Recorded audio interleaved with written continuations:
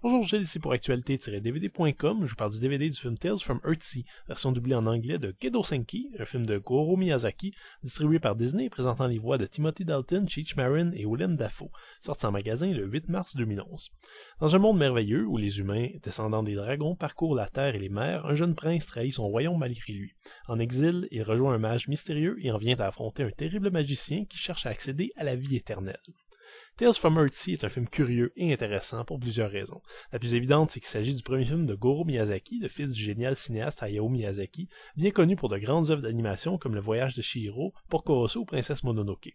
Ensuite, parce qu'il s'agit d'une adaptation de la série de livres fantastiques de Ursula K. Le Guin, dont la précédente adaptation était une mini-série bien moisie, produite par Sci-Fi Channel et qui n'avait en gros que le titre à partager avec les bouquins originaux. Enfin, et c'est peut-être l'élément qui m'a personnellement le plus titillé, c'est que Tales from Earthsea est sorti en salle au Japon en 2006 et que ça a donc pris un peu plus de 4 ans avant que le film ne sorte officiellement en Amérique du Nord et directement dans le format DVD en plus.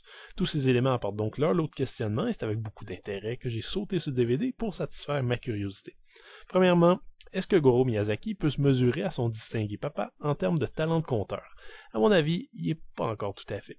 Il y a une réelle facilité chez Hayao Miyazaki à nous présenter des personnages humains drôles, intéressants ou tout simplement intrigants. C'est pas vraiment le cas dans ce Earthsea, qui présente finalement son principal problème. Pour toutes les scènes d'affrontement, les paysages magnifiques et les rebondissements théâtraux, on a un peu de misère à suivre les héros et à voir dans leur psychologie autre chose qu'une représentation simplifiée et un peu cliché.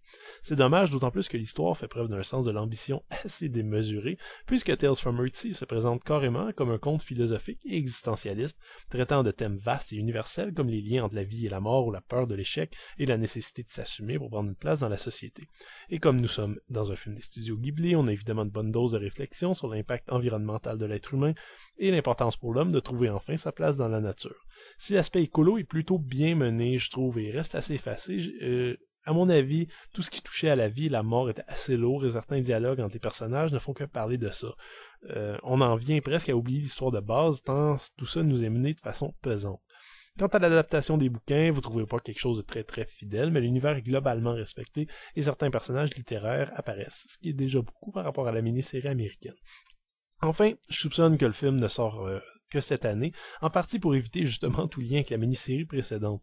L'autre élément à considérer, c'est que Tales from Earthsea est assez violent. On n'atteint pas des sommets d'horreur brutale comme peuvent nous l'offrir certaines animations japonaises, mais quelques images sont sanglantes ou épeurantes pour les petits-enfants, ce qui fait du film de Goro Miyazaki le premier film d'animation distribué par Disney à arborer un PG-13 aux États-Unis. Ceci étant dit, si vous aimez les histoires de fantasy, vous devriez trouver votre bonheur dans ce Tales from Earthsea qui offre des images attrayantes et une magnifique animation, ainsi qu'un récit tout de même amusant et bien mené. Les deux principaux défauts du film, selon moi, c'est les personnages sous-développés, donc, et l'inévitable comparaison qu'on fait par rapport au film de Hayao Miyazaki, le père du réalisateur. Le DVD est présenté en 1:85 anamorphique avec une piste audio originale en japonais 5.1 ainsi qu'en anglais 2.0. Les sous-titres sont offerts en anglais et en français.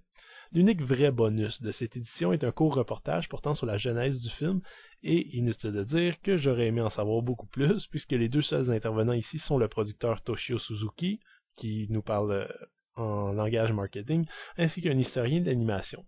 La section Enter the Lens est la même plus ou moins que celle qui était présente sur le Blu-ray de Ponyo, c'est-à-dire que c'est une interface interactive qui nous permet d'atteindre des petits segments ou des jeux relatifs aux différents films principaux des studios Ghibli.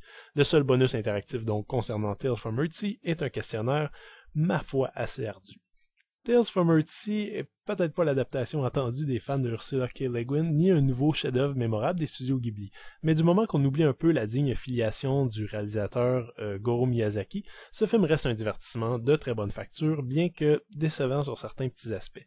L'animation, quant à elle, est évidemment de très haut calibre. C'était Gilles, merci, bon visionnement.